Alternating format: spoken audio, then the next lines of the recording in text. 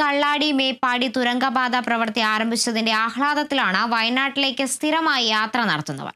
തുരങ്കപാത വരുന്നതോടുകൂടി താമരശ്ശേരി ചുരത്തിലെ മണിക്കൂറുകൾ നീളുന്ന ഗതാഗത കുരുക്കിൽ അകപ്പെടാതെ എളുപ്പം വയനാട്ടിലേക്കും തിരിച്ചും യാത്ര ചെയ്യാൻ പറ്റുമെന്നാണ് ഇവരുടെ പ്രതീക്ഷ.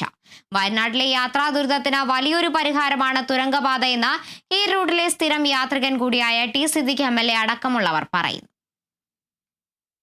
സംഗതി MLA ആണെന്ന് പറഞ്ഞിട്ടും ഗതാഗതക്കുരുക്കിനു മുൻപിൽ ഒരു രക്ഷയുമില്ല.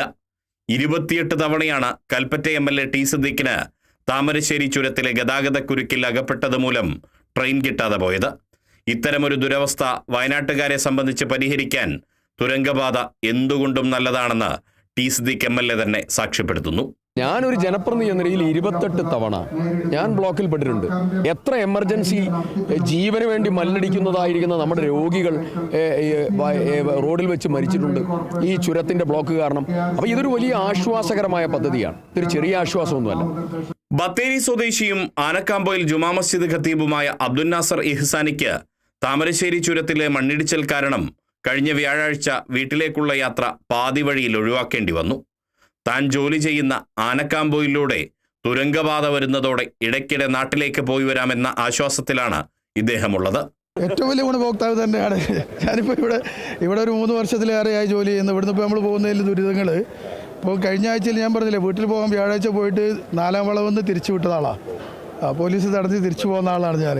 അപ്പോൾ ഇത് വരിക എന്നുള്ളതിൽ ഏറ്റവും കൂടുതൽ സന്തോഷിക്കേണ്ടതും വയനാട്ടുകാരൻ എന്നതിലുപരി ഇവിടുന്ന് സ്ഥിരം യാത്ര ചെയ്യേണ്ട ഒരാൾ എന്നുള്ളതിലേക്ക് ഏറ്റവും കൂടുതൽ ആഹ്ലാദിക്കുകയും ഇതിൽ ഈ നാട്ടുകാരേക്കാൾ കൂടുതൽ വയനാട്ടുകാരുടെ സ്വന്തം ആവശ്യത്തിലാണുള്ളത്. വയനാട്ടിൽ ബന്ധുക്കളുള്ള അംഗനവാടി ടീച്ചർ ഷിംലയ്ക്കും മെഡിക്കൽ ഷോപ്പ് ഉടമ ലിസമ്മയ്ക്കും തുരങ്കപാത വരുന്നതിൽ ഏറെ സന്തോഷമാണ്. ചുറ്റിവളഞ്ഞു പോകുന്നത് ഇനി ഒഴിവാകുമല്ലോ എന്നതാണ് ഇവരുടെ ആഹ്ലാദത്തിന്റെ കാരണം. വയനാട്ടിലെ ബന്ധുക്കളൊക്കെ ഉണ്ട്. ഞങ്ങൾ ചുരം വഴിയാണ് സാധാരണ പോയിക്കൊണ്ടിരിക്കുന്നത്. ഇത് നമ്മുടെ നാടിൻ്റെ വികസനത്തിനൊരു മുതൽക്കൂട്ടാണ്. ഞങ്ങൾക്കിത് ഒത്തിരി ഉപകാരപ്രദമാണ്. കാരണം അത്രയും ചുറ്റി വളഞ്ഞു പോകേണ്ട, ഞങ്ങൾക്ക് ദൂരം ഒത്തിരി വെട്ടിക്കുറയുന്നില്ലേ, ദൂരം കുറഞ്ഞു വരുന്നു, പിന്നെ എല്ലാ സൗകര്യങ്ങളും ഉണ്ടല്ലോ. പിണറായി സർക്കാർ അഭിമാന പദ്ധതിയായി നടപ്പിലാക്കിയ തുരങ്കപാതയുടെ നിർമ്മാണം വയനാട്ടിലെ കവാടം വരുന്ന മീനാക്ഷി പാലത്തിന്റെ പരിസരത്ത് തുടങ്ങിക്കഴിഞ്ഞു. സിലിണ്ടർ ആകൃതിയിലുള്ള ഭീമാകാരമായ ബോറിംഗ് മെഷീൻ ഉപയോഗിച്ചാണ് തുരങ്കം നിർമ്മിക്കുന്നത്.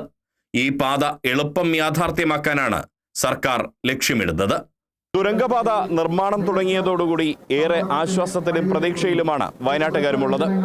അവരുടെ ഗതാഗതക്കുരുക്കെന്ന വലിയ പ്രശ്നത്തിന് ഇതോടെ പരിഹാരമുണ്ടാകുമെന്നാണ് അവർ കരുതുന്നത്. ആനക്കാമ്പോയിൽ നിന്നും ക്യാമറ പേഴ്സൺ രാഹുൽ മക്കടയ്ക്കൊപ്പം റിയാസ് KMR, കേരള വിഷൻ ന്യൂസ്.